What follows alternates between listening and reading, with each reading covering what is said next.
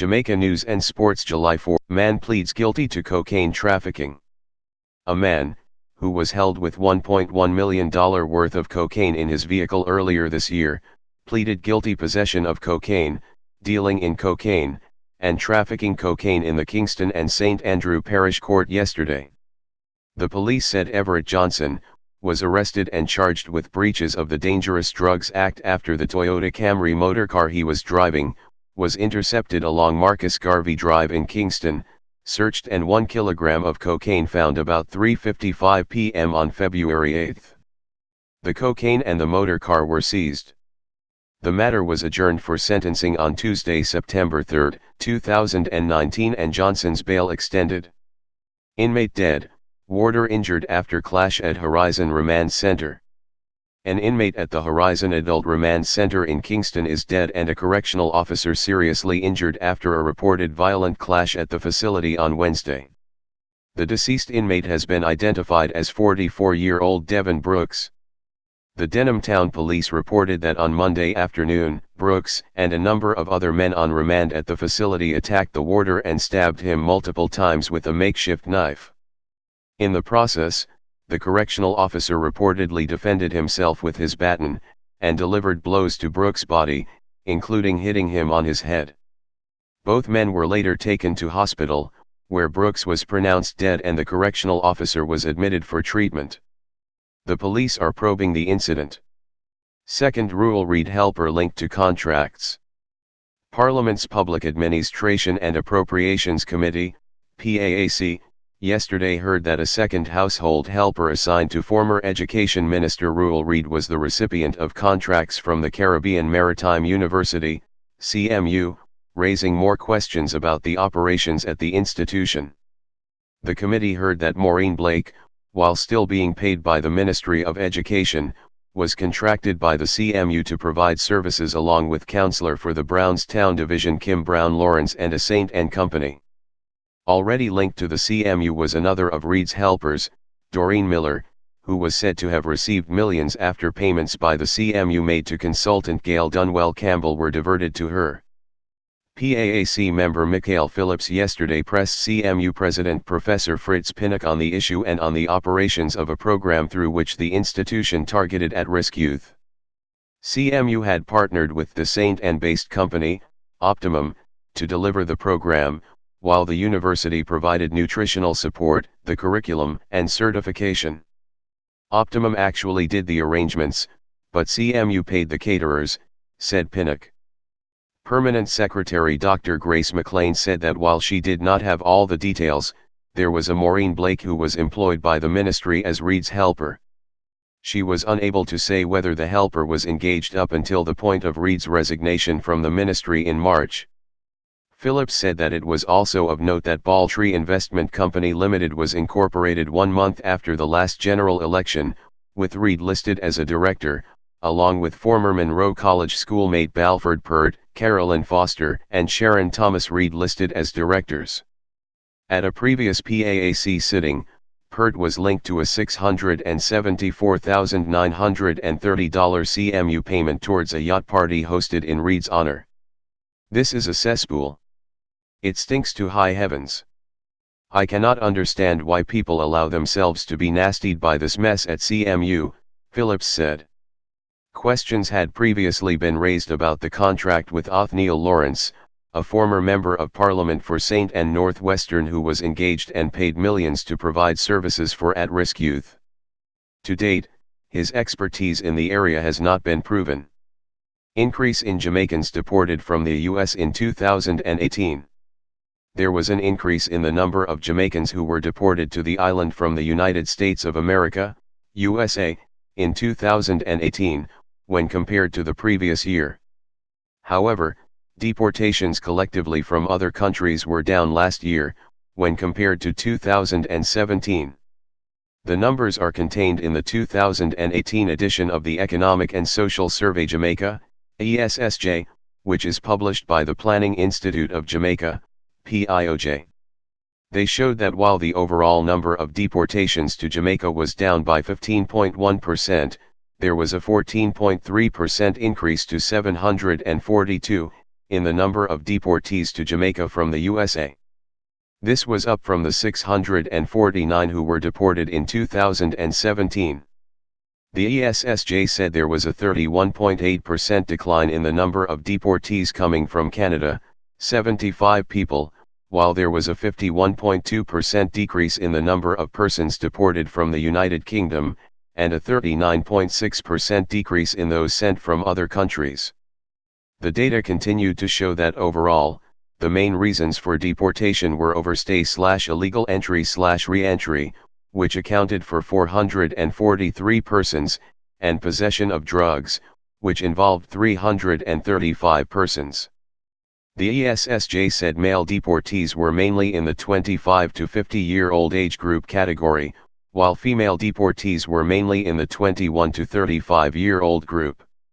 Meanwhile, fewer Jamaicans returned home on a voluntary basis in 2018, with 141, or 16.2% fewer persons returning to the land of their birth last year, when compared with 2017 numbers, the ESSJ said.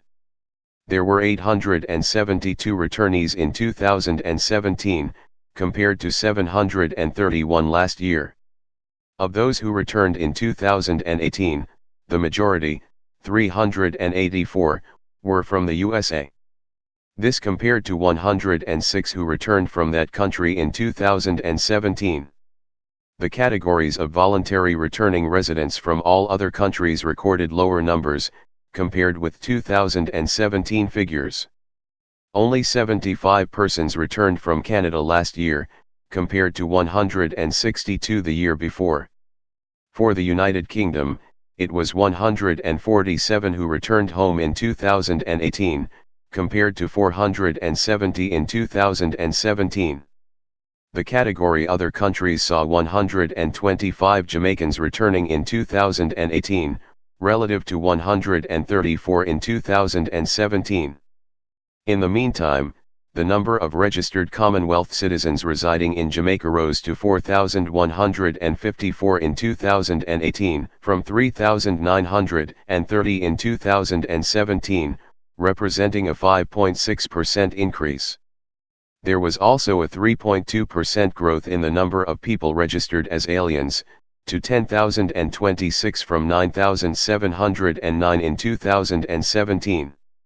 When examined by country of origin, it was revealed that 45.4% of alien applicants were from Asian countries, 15.3% from the non-Commonwealth Caribbean, 14.4% from Europe, 13.0% from Latin America, and 11.5% from the USA, said the ESSJ. It said that when compared to 2017, there was a 57.5% increase in the number of aliens from Asian countries, and an 11.4% increase in those coming from the USA in 2018. Jamaica and Cayman to strengthen trade, said Holness. Prime Minister Andrew Holness says Jamaica is moving to improve trade relations with the Cayman Islands. Holness made the comments while speaking to the Jamaican diaspora in Cayman last weekend. During his visit, the Prime Minister also held talks with the Premier of the Cayman Islands Alden McLaughlin as well as government officials. Holness said it is important to improve the economic and other ties with Cayman. I would also want to say to you that, now it's time for Jamaica to be reaching out and having its trade deals with its neighbors. Stronger trade with Jamaica and Cayman is now quite possible and necessary, said Holness. According to the Office of the Prime Minister, Holness also gave the Jamaicans in Cayman an update on talks he held with the government of Cayman. In our bilateral talks we have been discussing ways in which that can be achieved.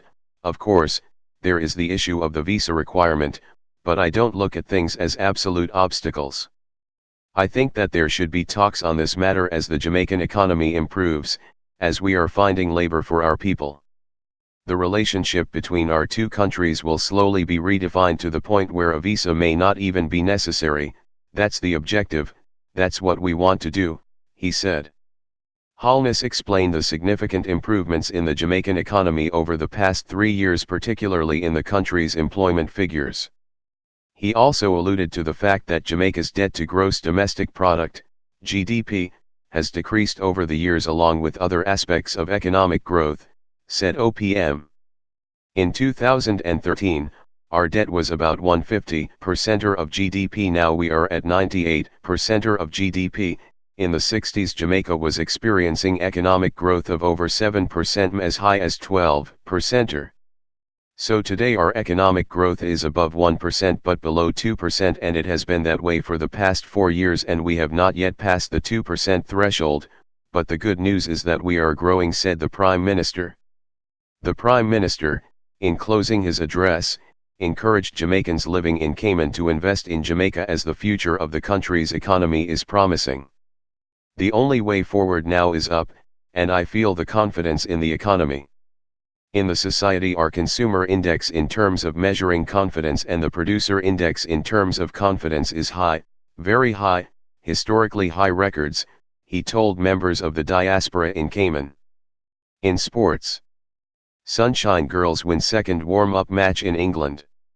The Sunshine Girls maintained their unbeaten run in their pre-World Cup preparation, defeating England A by 17 goals on Thursday in Manchester, England. The team started strongly, ending the first quarter leading 21-19. Despite good shooting efforts from their opponents, the Sunshine Girls closed the half with a 36-24 lead.